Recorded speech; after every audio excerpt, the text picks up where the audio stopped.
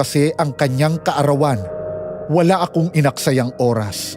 Tinapos ko ang pag-iigib ko at pauwi na ako nang biglang nakaramdam ako ng parabang may sumusunod sa akin. Gusto kong lumingon pero hindi ko magawa dahil natatakot ako. Mas bumilis ang yabag na naririnig ko. Sa ilang taong nag-iigib ako ng ganitong oras, ngayon lang ako nakaranas ng ganitong takot. Biglang naalala ko ang kwentong narinig ko sa isang matanda na mayroong mabangis na hayop na nagpapalaboy-laboy sa aming baryo. Dahil sa sobrang takot, agad tumakbo ako at iniwan ang timba na binubuhat ko.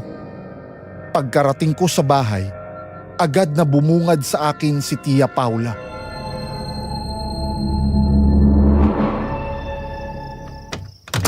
Oh, nasaan ang inigib mong tubig? Kailangan ko dahil marami akong paggagamitan ngayon. May humahabol sa akin, Tia Paula. Nakakatakot sa labas. Anong humahabol? Nagdadahilan ka na naman para hindi mautusan?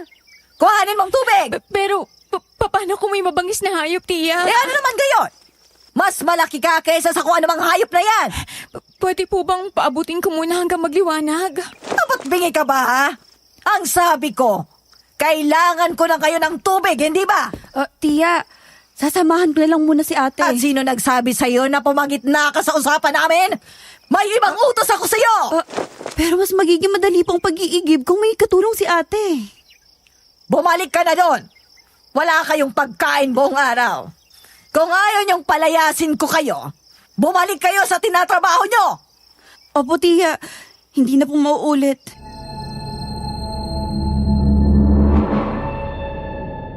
Hindi ko napigilang mapatungo at lumabas.